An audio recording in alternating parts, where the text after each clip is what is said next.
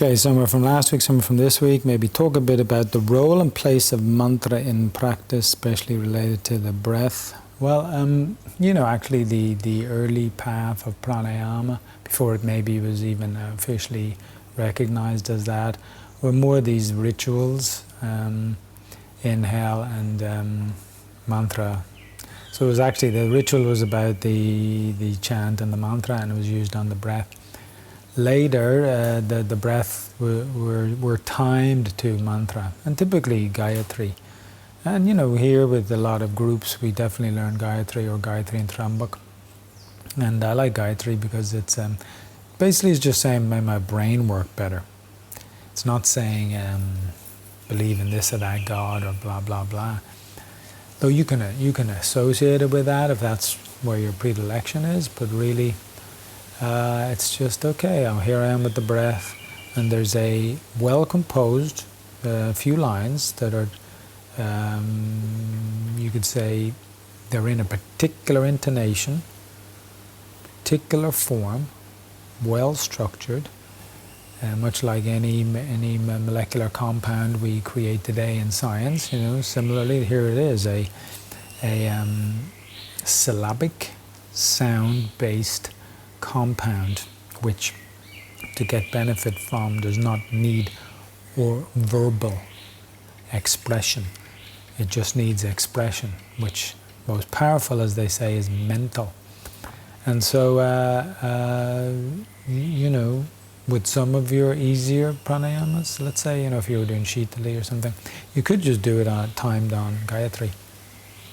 And if it's hard to do it on one Gayatri inhale, two Gayatris exhale, you could have, if you drop the Om Bhuva after the initial one, it's basically 3 lines. You could inhale for the first line, Om Tat Sa Vitur Varenyam, and then exhale for the other 2 lines. Simple. So that's a way to kind of combine the value of mantra with regulated breath work. And doing that with Om actually is a little bit tedious. I think Om on the breath, that's where the value of Om is. But just Om, to count things is less than effective. Let's put it that way. So and again, Gayatri is just a suggestion. Okay, but it is packed with power, that's for sure, And it basically says, this brain is complex, it's not easy for us to understand. Though I look to the sun and ask for the sun's blessing, benefit, shine your light on me, it's really, please awaken good functioning of this complex brain. And as human beings, very complex cerebrum and all this here. And this is where all our human difficulties arise. Anxieties, depression, lack of emotional regulation, and so on. See? So,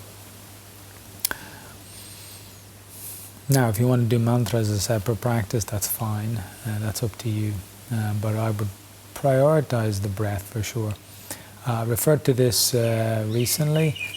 You'll see as these named approaches came up. Hatha, Hatha being influenced a lot by Tantra, maybe not fully given birth by Tantra, but influenced a lot by it.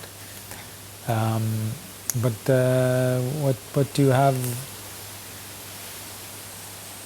Pretty much to kind of put that in a group of 4, the tantric schools would put it in a group of 4. Then you had mantra, you had hatha, you had laya, okay, and then raja, right? And so when you get down to the bare bones of it, many of the later schools in the last 800 years or so didn't get too much into mantra unless you had a sort of a inner calling, religious spirit, etc. Like Hatha Pradipika doesn't bother with it. Some of the others do, but they're kind of telling you, pick your deity, and some are very Vishnu-oriented, etc. And maybe that's not your thing at all, and doesn't need to be, And you could have Om Mani Padme Om. You could have, Christian one, you could have none of that, see? But if it touches you and impacts you, like the thought of Mother Mary or Jesus or Krishna or Buddha or the Prophet or whatever it is, if those things elevate you, or maybe it's just the aspects of nature. And in some ways Gayatri is about the aspects of nature, sun, this human body, function of the brain.